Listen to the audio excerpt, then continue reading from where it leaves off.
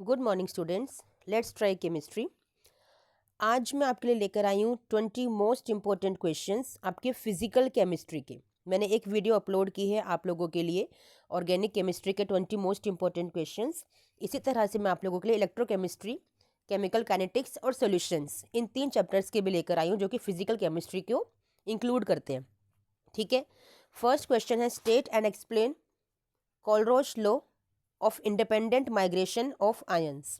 ठीक है, क्या होता है Kohlrausch law of independent migration of ions? ये हमें बताता है कि जो लिमिटिंग मोलर कंडक्टिविटी होती है किसी भी इलेक्ट्रोलाइट की, वो एक सम होती है किसका? लिमिटिंग मोलर कंडक्टिविटी कैटायन और अनायन की।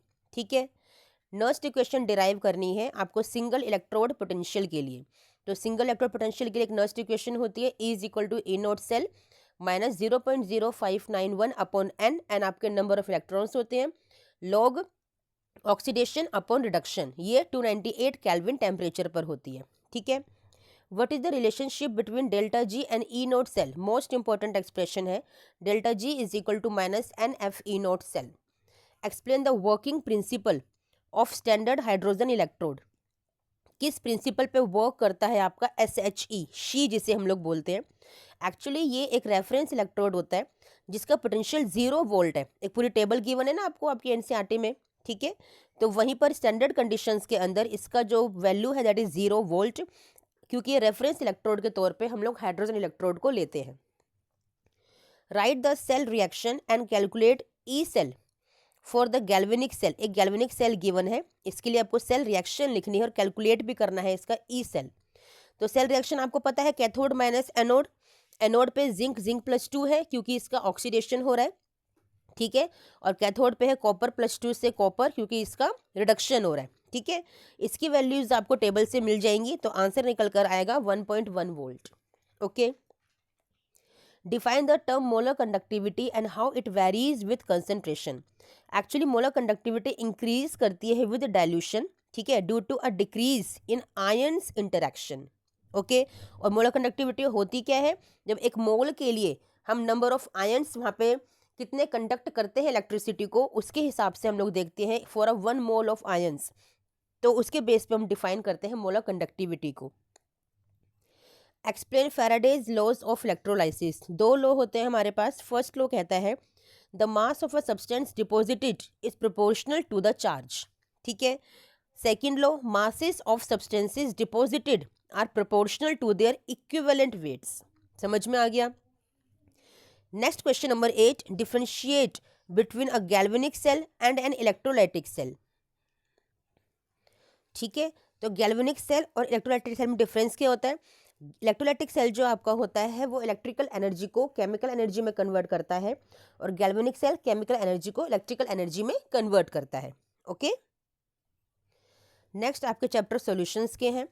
State and explain Raoult's law. आपको बहुत अच्छे से पता है द पार्शियल वेपर प्रेशर किसी भी कंपोनेंट का, स्पेशली गैसेस की हम या लिक्विड्स की हम लोग बात करते हैं। ठीक है, वैसे यहाँ पे सॉलिड कंपोनेंट की बात होती है, राउल्ट्स लॉ की बात हो रही है। तो the partial pressure, the vapor pressure of a component in a solution is directly proportional to its mole fraction. Okay, what is an ideal solution? Give an example. Ideal solutions वो होते हैं बेटा जो राउल्ट्स लॉ को ओबे करते हैं at all concentrations. ठीक है, like your benzene and toluene, जिनका मोलिकुलर मास डिफरेंस ना के बराबर होता है। ठीक है, और जो पोलर पोलर होते हैं और नॉन पोलर होते हैं। Define and derive the expressions for relative lowering of vapour pressure. ये उसके लिए आपका एक्सप्रेशन है for relative lowering of vapour pressure. ठीक है, वेंट हॉफ फैक्टर क्या होता है? इट अकाउंट्स फॉर आयोनाइजेशन और एसोसिएशन इन सॉल्यूशंस। ठीक है, and modifies colligative property calculations. ठीक है, कैसे अफेक्ट करता है कोलिगेटिव प्रॉपर्टी को? मॉडिफाई करता है कैलकुलेशंस को। Okay, what if explain the concept of boiling point elevation.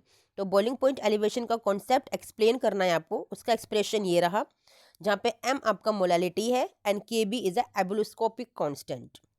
Calculate the freezing point of a solution when 0.5 mole of NaCl is dissolved in 1 kilogram of water. तो ये expression आप use करेंगे जहाँ पे I आपका 2 आएगा, क्योंकि NaCl में कितने आयंस है? 2 आयंस है। इस एक्सप्रेशन को यूज करते हुए आप कैलकुलेट कर लीजिए freezing point of solution. Okay, differentiate between molarity and molality.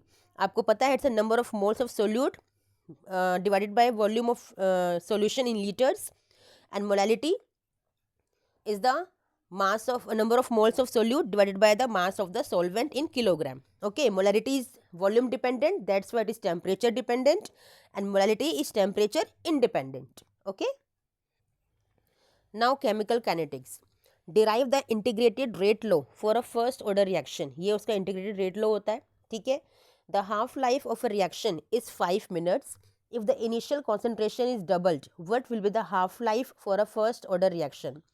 आपको पता है फर्स्ट ऑर्डर रिएक्शन के लिए जो हाफ लाइफ होती है that is independent of initial concentration, ठीक है. तो ये 5 मिनट की 5 मिनट ही रह जाएगी, ठीक है. कितना अच्छा क्वेश्चन है. ऐसे क्वेश्चन आपको एग्जाम में देखने के लिए मिलते हैं और मैं बहुत छाट कर क्वेश्चन लेकर आई हूँ आप लोगों के लिए PYQ से, और जो मुझे लगता है कि एक्सपेक्टेड है कि इस बार ज़रूर आएंगे, तो वो सारे क्वेश्चन मैं आप लोगों के लिए छाट के लेकर आई हूँ. Define activation energy and how it affects the rate of a reaction. ये वो मिनिमम एनर्जी होती है जो रिक्वायर्ड होती है किसी भी रिएक्टेंट को एक्टिवेट करने के लिए, जिससे कि रिएक्शन कंप्लीट होने के लिए पहुंचे, ठीक है. जितनी एक्टिवेशन एनर्जी लोअर होगी उतना ही आपका रिएक्शन रेट यानी कि रेट ऑफ रिएक्शन इंक्रीज होगा, ज़्यादा होगा.